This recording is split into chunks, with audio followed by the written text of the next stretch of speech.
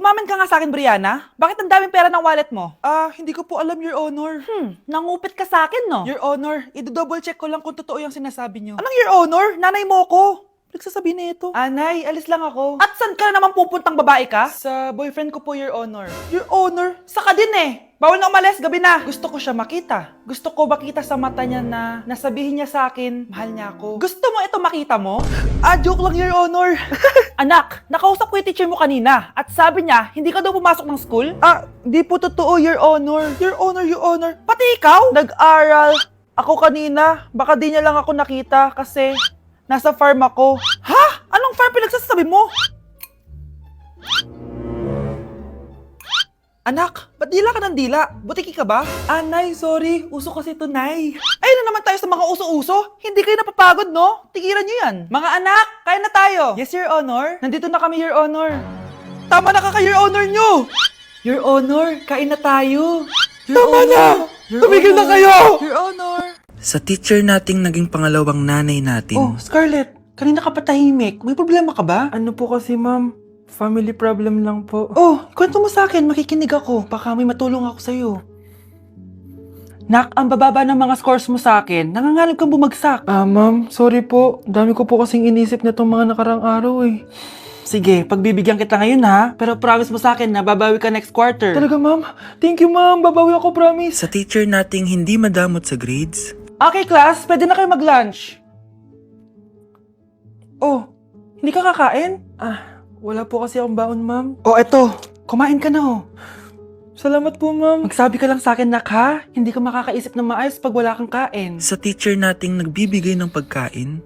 Sa lahat ng mga teacher sa mundo na nagturo sa amin kung paano lumaban sa buhay, Happy Teacher's Day!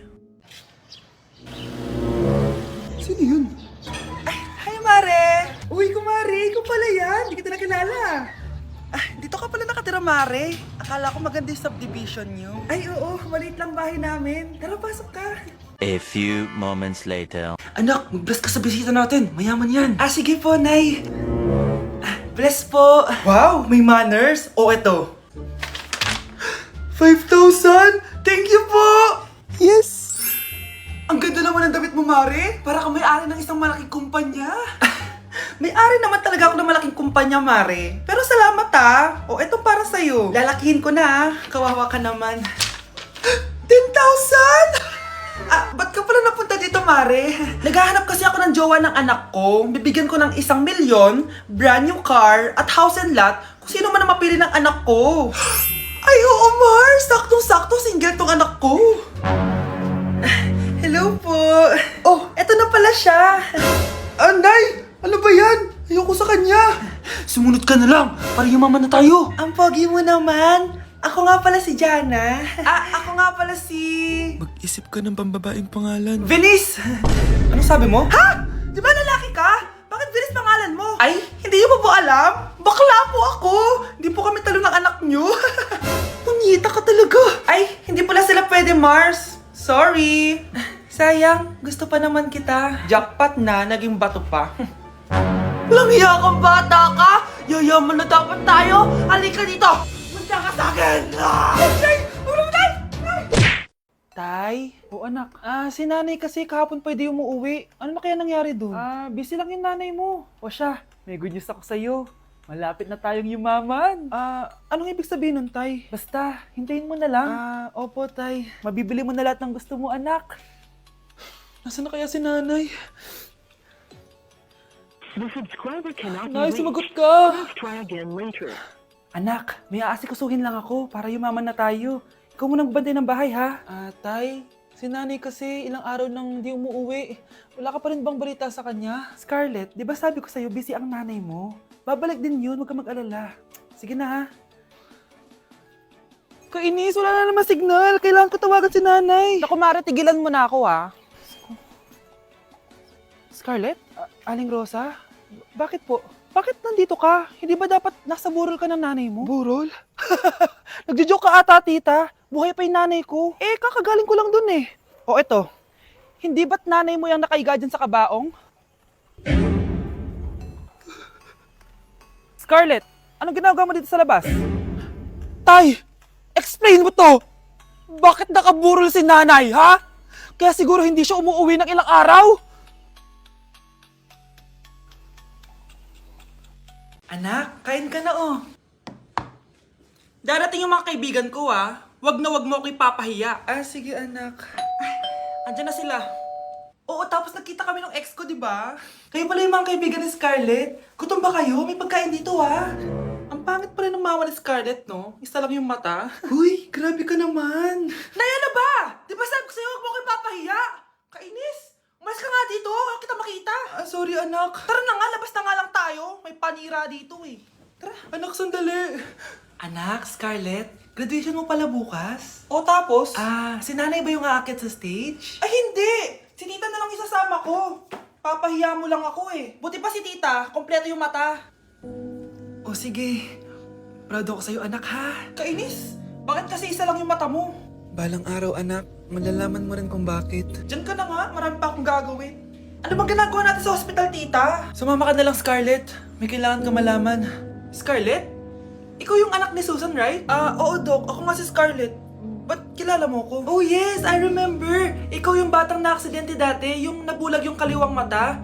Buti na lang dinonate ng nanay mo yung kaliwang mata niya para sa'yo. Kaya pala isa lang yung mata ni nanay. Alam mo, sobrang mahal ka ng nanay mo. Huwag mo siyang papabayaan, ha? Na-like ng kifi ko. Anak, anong ibig sabihin ng kifi? Galing naman nito. Anak, ano ginagawa mo?